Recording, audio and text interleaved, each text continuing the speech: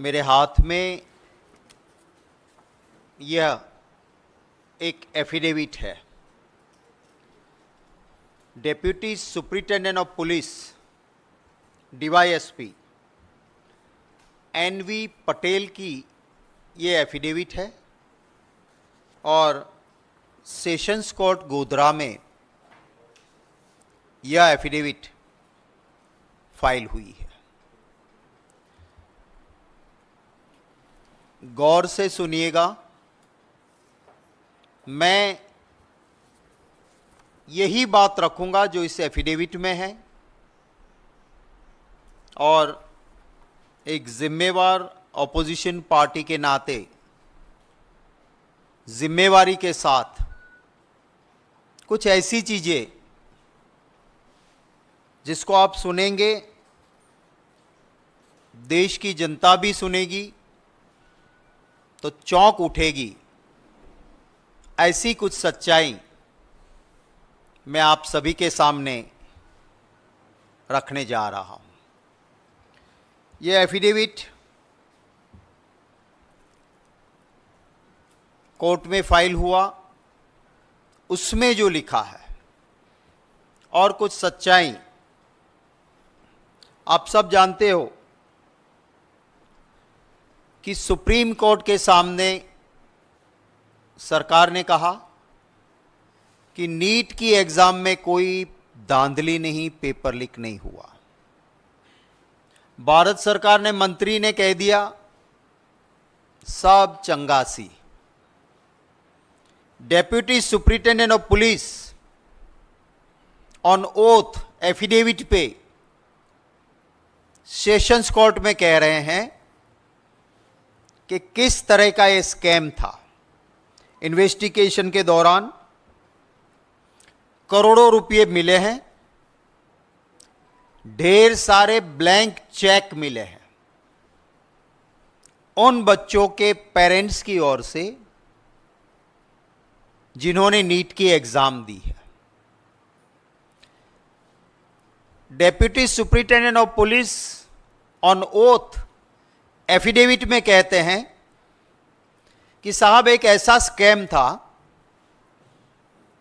कि महाराष्ट्र, ओडिशा और बिहार और स्टेट से, माने जब आप नीट की एग्जाम के लिए एप्लीकेशन डालते हो तो आपके पास एक ऑप्शन होता है कि आप कौन सा सेंटर पसंद करोगे। और अगर उस सेंटर में, एक सेंटर में 300 स्टूडेंट बैठ सकते और एप्लीकेशन 500 की आ गई तो फिर कंप्यूटराइज्ड ड्रॉ होता है कि कौन से स्टूडेंट वहां जाएंगे, पर आपको चॉइस मिलती है। तो ये एफिडेविट कहता है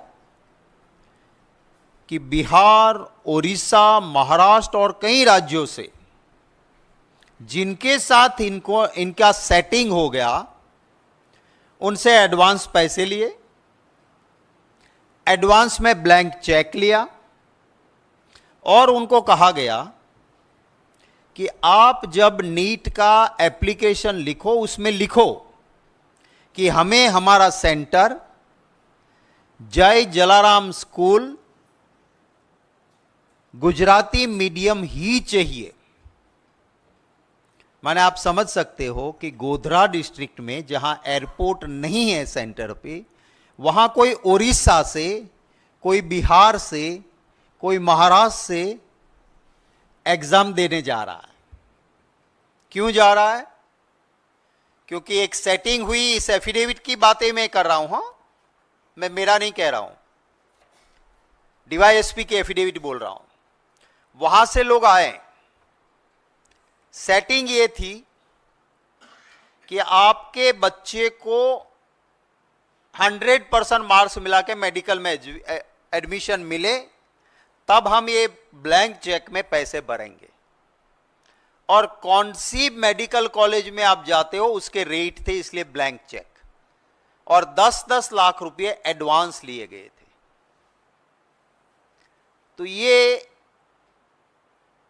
आप समझिए कि क्या मामला था कि जय जलाराम स्कूल में आप गए, आपके बच्चे को कह दिया कि अगर जो आपके पास पेपर आता है उसमें आपको जो आंसर आता है 100% श्योर हो उसको टिक करो, बाकी ब्लैंक छोड़ दो। अच्छा, नीट के बारे में एक और बात आपको बताता हूं कि जैसे हम सब बाकी एग्जाम देते हैं ऐसे नहीं है। नीट के अंदर OMR होता है, ऑप्टिकल मार्क्स रिकग्नाइजेशन शीट, माने एक ऐसा पेपर होता है जिसके अंदर आपको ऑप्शन मिले 4, देश का कैपिटल कौन सा शहर है करके 4 जगह दी होती है। तो आपको दिल्ली लिखना है तो उसके सामने एक स्क्वायर ब्लॉक होता है, उसमें आपको साई से उसको भर देना है। और ये OMR शीट ऐसा होता है कि वो कंप्यूटर रिकग्नाइज करता है। फिर आपने एग्जाम दे दी, फिर कोई ह्यूमन इंटरवेंशन नहीं होगा, कंप्यूटर में वो पेपर डालेंगे, वो कंप्यूटर आपको मार्क्स दे देगा।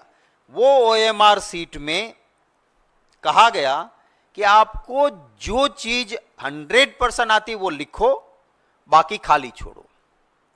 फिर क्या होता है कि आपने एग्जाम दे दी तो एक बैग में सील होते पेपर्स और उसका कुरियर करना होता है। ये एफिडेविट के हिसाब से, मैं नहीं कह रहा हूं, DYSP कह रहा है इन्वेस्टिगेशन के बाद, कि यहां पे जिनका सेटिंग हुआ था उनके नंबर का लिस्ट था, वो पुलिस ने रिकवर किया। उसके सामने ब्राउन एंड रेड सर्कल किए थे कि इतने स्टूडेंट्स के पैसे आ गए हैं। उस स्टूडेंट्स के नाम के सामने जो AMR सीट का सीट नंबर था वो पेपर निकाले, जहां पे इन्होंने नहीं आते थे, वो आंसर नहीं भरे थे, वहां ये गुनेगारों ने वहां पे राइट आंसर टिक कर दिए। फिर से बैग को सील किया और कुरियर करके भेज दिया। माने जो 100%, माने जितने मार्क्स है उतने 100% मार्क्स क्यों मिले? क्योंकि स्टूडेंट को जितना आता था खुद लिखा 100%, बाकी जो और एक्यूज्ड कौन है मैं उसके बारे में आपको बताता हूं। एक्यूज नंबर 1 जो पहला गुनेगार है वो है तुषार रजनीकांत भट्ट। वो नीट परीक्षा के लिए, नीट की एग्जाम के लिए सेंटर सुपरिटेंडेंट है। और वो जय जलाराम स्कूल जो है, जय जलाराम पे अभी आप बाद में सुनेंगे कि क्या उसका जय जयकार है, वो मैं बताऊंगा आपको। पर ये जो जय जलाराम स्कूल है उसके अंदर वो प्रोफेसर है और उसको नीट का डेप्यूटी सेंटर सुपरिटेंडेंट बनाया गया। वो गुनेगार नंबर 1 है।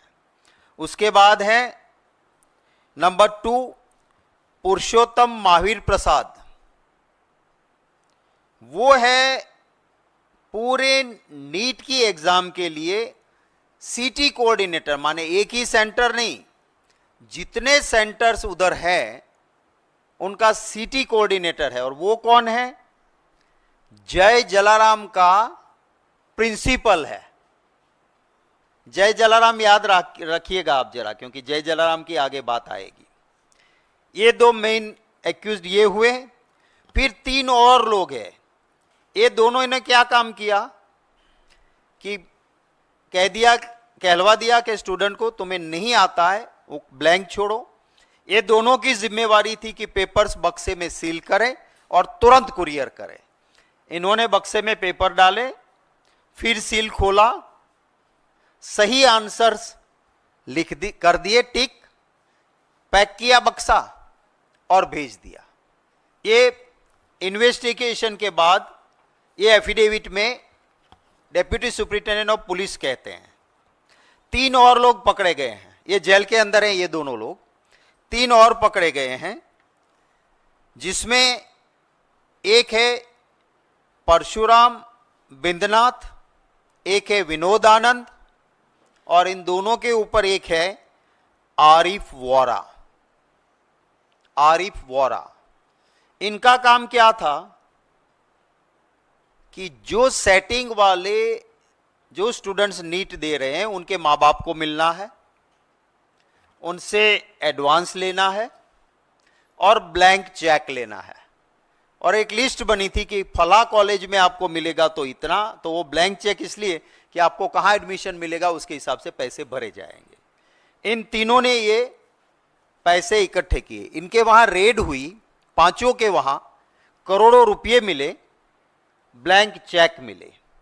अब मैं जो ये आरिफ वोरा जनाब है वो क्या है, वो बीजेपी के वाइस प्रेसिडेंट है मोर्चा के माइनॉरिटी डिपार्टमेंट के, और उनकी तस्वीरें कहां कहां है। फर्स्ट पार्ट दिखाइए जरा।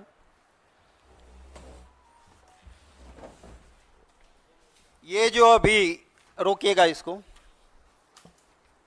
ये सैफरन टोपी है जो, वो है गोधरा के एमएलए हैं, बीजेपी के लीडर है, और उनके साथ जो खड़े हैं वो अभी जो जेल में है और जो स्टूडेंट के पैसे लेके आ रहे थे, और बीजेपी के माइनॉरिटी डिपार्टमेंट के वाइस प्रेसिडेंट भाजपा के, ये आपको जनाब दिख रहे हैं।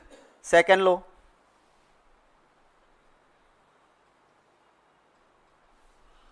रोको, थोड़ा ऊपर ले सकते हो इसको। प्रधानमंत्री जी के साथ ये इनका प्रोफाइल है। ये अभी जेल में, ये जनाब खाता नहीं, खाने देता नहीं के साथ, करोड़ों से कम खाता नहीं, सच बोलने वाले को चैन की रोटी खाने देता नहीं। नेक्स्ट।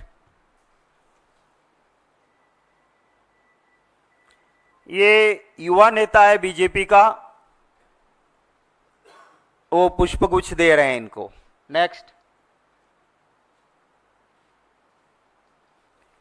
ये एक्स मिनिस्टर है, बीजेपी के विधायक है, उनके साथ ये जो बीजेपी का कमल वाला जो खेस पहने हुए हैं वो अभी जेल में है। भाजपा के वाइस प्रेसिडेंट माइनॉरिटी डिपार्टमेंट, क्योंकि ये इसको अब ये पूरा लाइसेंस मिल गया है भ्रष्टाचार करने का, क्योंकि कमल वाला खेस पहना है। नेक्स्ट।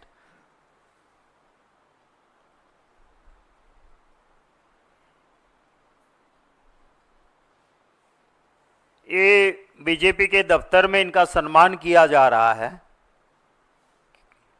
स्टेट दफ्तर में। रोक लो।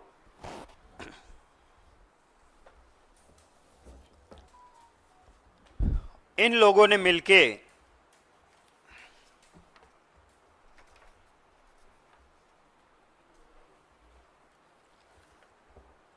पेपर जिन लोगों से लिए पैसे लिए थे, जिनको, उन सभी के पेपर्स निकाले और उसके अंदर टिक करके पूरा काम अपना करके 5 तारीख को ये हुआ था, काम सारा हो गया, बक्सा चला भी गया। 3 दिन बाद कुछ लोगों ने जाके कलेक्टर को कुछ प्रूफ दिए कि साहब ये नीट में धांधली हो रही है और आप क्या कर रहे हो। तब जाके कलेक्टर ने डिस्ट्रिक्ट एजुकेशन ऑफिसर और एक टीम को भेजा, उसके में आया कि हाँ ये सही है कि ऐसा हुआ है, ऐसा लग रहा है।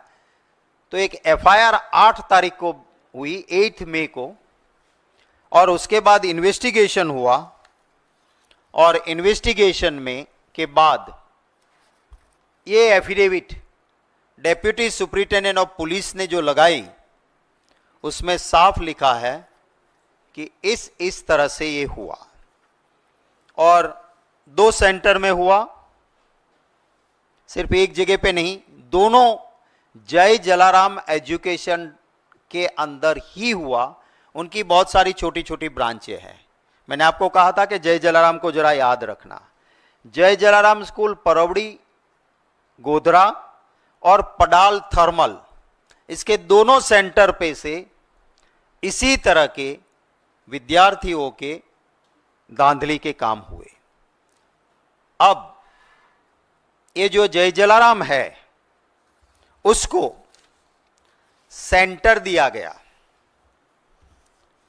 आप सारी जो कानूनी प्रक्रिया गाइडलाइंस है कि सेंटर किसको मिलता है, वो सारे गाइडलाइंस को ताक पे लगाते हुए मोदी जी की सरकार ने जो एनटीए, जो सेंटर देती है संस्था, जिसमें मोदी जी के चहेते लोग बैठे हैं, उन्होंने जय जलाराम एजुकेशन को एक सेंटर दिया। नहीं देना चाहिए थी, उनको दिए। एक नहीं, एक से ज्यादा दिए। और ये जो जय जलाराम है, मेरे हाथ में एक कागज है, एक ऐसी एजुकेशन चलाने वाली फर्जी फ्रॉड लोग हैं यहां पे कि इनको गवर्नमेंट ने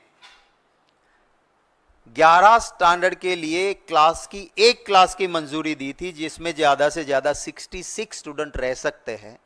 वहां उन्होंने 450 को दाखला दिया। फीस के गुजरात में कानून स्टैंडर्ड है, उससे ज्यादा ले लिए। हाईकोर्ट में पिटीशन हुई इनके खिलाफ और 35,28,000 का इसे दंड हुआ, पेनल्टी हुई। और यह कागज है जय जलाराम का, उसने लिख के दिया कि हां मेरी गलती थी और 35,28,000 का दंड यानी पेनल्टी मैं भर रहा हूं। यह कागज वो है। कोई भी प्रूडेंट मैन, जहां देश के लोगों की जिंदगी के साथ डॉक्टर्स का नाता होने वाला हो, ऐसे डॉक्टर्स के सिलेक्शन में नीट जैसी एग्जाम के लिए एक ऐसे आदमी को आप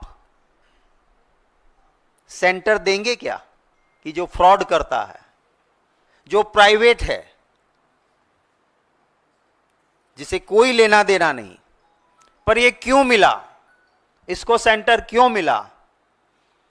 पार्ट 2 दिखाए फोटोग्राफ्स के, आप देखिएगा जरा इसको, रुकिएगा इसको। ये इसकी एक स्कूल है जिसको इनॉग्रेशन करने के लिए मोदी जी की एक जमाने में खास मंत्री, इस बार चुनाव जो हार गई, स्मृति ईरानी जी, ये गई है। इसको ऊपर थोड़ा कर सकते हो भाई? कैन पिक्चर थोड़ा ऊपर आ सकता है? नहीं, फर्स्ट वही, हाँ ये है। दूसरे उत्तर प्रदेश के गवर्नर आनंदीबेन पटेल। इसके नीचे है एजुकेशन मिनिस्टर भूपेंद्र सिंह चुड़ासमा। और जय जलाराम का मेन आदमी है, जो ट्रस्ट का अध्यक्ष है, चेयरमैन ऑफ द ट्रस्ट, उसका फोटो नीचे है। ये जय जलाराम है। आगे बढ़ो। एक चेक की आदान प्रदान हो रहा है मोदी जी के साथ। ये जो यहां है, ये महाशय, ये ट्रस्ट के मेन पर्सन है, चेयरमैन है ये। और ये मोदी जी है, जरूरत से ज्यादा जो हंसता हुआ चेहरा इधर है। आगे बढ़ो।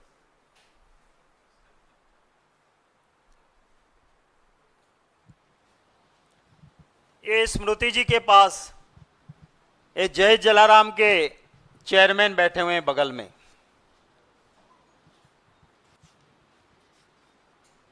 जिसका नाम है दीक्षित पटेल।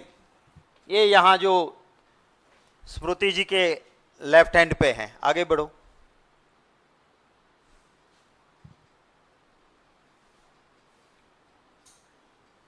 ये स्मृति जी को स्मृति चिन्ह मिल रहा है। आगे बढ़ो। ये दूसरे भाजपा के मंत्री हैं, ये स्कूल के चेयरमैन, जय जलाराम के चेयरमैन इनको तस्वीर दे रहे हैं बुला के। आगे बढ़ो। ये भी डिंडोर है, ये भी बीजेपी के बड़े नेता और भाजपा सरकार के मंत्री हैं, और ये जय जलाराम के चेयरमैन इनको भी अब फोटो गिफ्ट कर रहे हैं। आगे बढ़ो। ये है एजुकेशन मिनिस्टर थे उस वक्त पे भाजपा के भूपेंद्र सिंह चुड़ासमा एजुकेशन मिनिस्टर हैं। ये जय जलाराम के चेयरमैन है जो इनके साथ सूट बूट में सज हैं वो। आगे बढ़ो। ये गुजरात के मुख्यमंत्री है भाजपा के विजय रूपाणी जी, और ये जय जलाराम के चेयरमैन हैं। आगे बढ़ो, शायद लास्ट होगा। हाँ, ये विजय रूपाणी जी चीफ मिनिस्टर थे उस वक्त पे, भाजपा के नेता। उधर राइट साइड में आप देख सकते हो कि जय जलाराम के चेयरमैन हैं, उसके पास में बगल में खड़े हैं वो एजुकेशन मिनिस्टर हैं। आगे, शायद लास्ट होगा, ठीक है।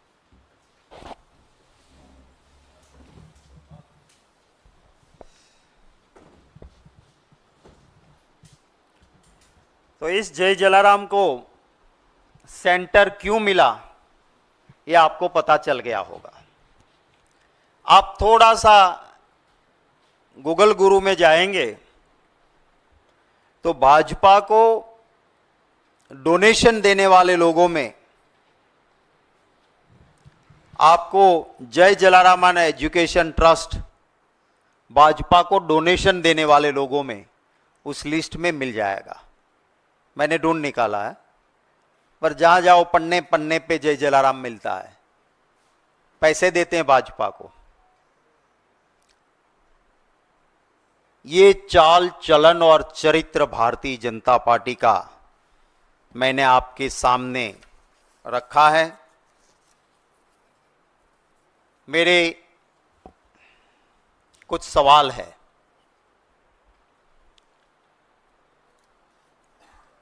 पूरी तरह से जानकारी थी। 5 मई को एग्जाम हुई, 8 मई को कलेक्टर के पास पूरी डिटेल्स आई, कुछ सीसीटीवी फुटेज और चीजें भी मिली। सीसीटीवी फुटेज में मिला कि ये जो एक्यूज नंबर 1 और 2 जय जलाराम वाले हैं, जिनको बैग में सील करके कुरियर करना था, वो एक रेस्टोरेंट पे रुकते हैं। That is also part of this affidavit. और वहां सीसीटीवी फुटेज में से प्रूफ मिले। बक्सा खोला, नंबर वाले सीट्स निकाले, ओएमआर सीट्स, जहां ब्लैंक स्टूडेंट ने छोड़ा था वहां राइट सही जवाब लिख दिया, बक्सा सील किया और कुरियर किया। ये जानते हुए भी सुप्रीम कोर्ट के सामने सरकार ने झूठ कहा कि नीट में कोई धांधली नहीं हुई है। तो it's a contempt of court, it's a serious contempt of court. Honourable supreme court भी इसका जरूर संज्ञान लेगी, मैं मानता हूं। पर मेरा पहला सवाल यह है कि झूठ सरकार सुप्रीम कोर्ट के सामने क्यों बोली? This is my first question. मेरा दूसरा सवाल है कि जहां पे भाजपा की ही सरकार है, ऐसे गुजरात में जब deputy superintendent of police on oath sessions court के सामने कहते हैं कि इस तरह से इस मॉडेस्ट ऑपरेटिव के साथ इन अक्यूज्ड ने ऐसा धांधली की है, करोड़ों रुपये और ब्लैंक चेक भी मिले हैं, वो लिखा है इसमें, किस तरह से स्टूडेंट के ओएमआर सीट भरे गए वो भी लिखा है। ये जानने के बावजूद भाजपा सरकार के मंत्री एजुकेशन के देश को कहते हैं कि नीट में कोई धांधली नहीं है, जबकि 5 मई को एग्जाम, 8 मई को कलेक्टर के पास रिपोर्ट के बाद एफआईआर दर्ज हो गई थी ऑन 8 मई। तो इतना झूठ क्यों? मेरा तीसरा सवाल है कि मोदी जी और उनका ट्विटर नीट मसले पे क्यों चुप रहे? चौथा सवाल है, सारी नीट की गाइडलाइन को ताक पे रखते हुए एक ऐसी जय जलाराम संस्था कि जो धांधली करती है, गलत करती है और उसको हाईकोर्ट के में इसके खिलाफ पिटीशंस होती है और इसके वो लाखों रुपया दंड भरना पड़ा, ऐसी संस्था को नीट जैसी सेंसिटिव एग्जाम का सेंटर जय जलाराम को क्यों दिया? मेरा अगला सवाल है कि अभी जो गुजरात में जांच हो रही है उसमें सिर्फ छोटी छोटी मछलियों को पकड़ रहे हैं, बड़े मगरमच्छ को क्यों छोड़ा जा रहा है? क्योंकि नीट का सेंटर लाने वाले जय जलाराम, उसका चेयरमैन मोदी जी के साथ खड़े हैं।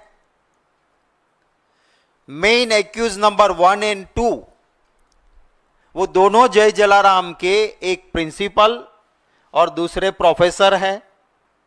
मेरी संस्था में, मेरे सेंटर में मेरे कर्मचारी ऐसी धांधली करें, क्या मेरी जानकारी के बिना यह संभव है? जब ये चेयरमैन इतना पावरफुल है कि प्रधानमंत्री जी और प्रधानमंत्री जी की खास एक वक्त में रही मंत्री जी स्मृति ईरानी जी के करीब ही रहते हैं, तो क्या इसीलिए आप इसको नहीं टच कर रहे हो? उस जय जलाराम ट्रस्ट के, एजुकेशन ट्रस्ट के चेयरमैन, जो फैमिली ट्रस्ट है, कोई ट्रस्ट नाम बनी है, ये ट्रस्टवर्दी है ही नहीं,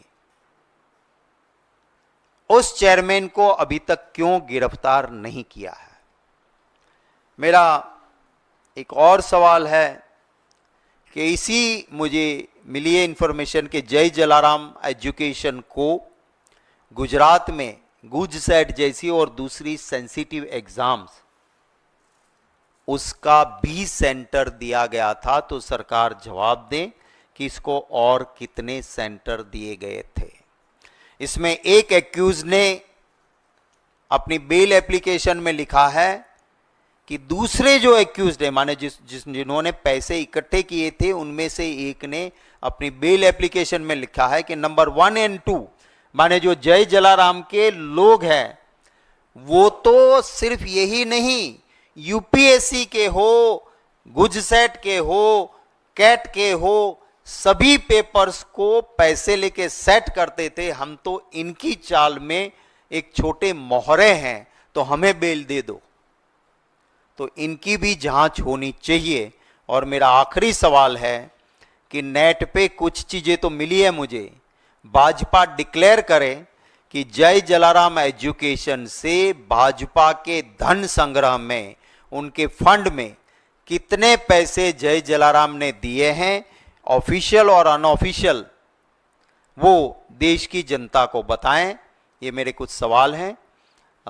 सरकार, पार्लियामेंट में राहुल गांधी जी को, राज्यसभा में हम लोगों को, किसी को, लोकसभा हो या राज्यसभा, नीट पे चर्चा इसीलिए नहीं देना चाहती है क्योंकि ये सरासर सरकार में बैठे लोग और उनके चट्टे बट्टों ने लाखों विद्यार्थियों का भविष्य बर्बाद किया है।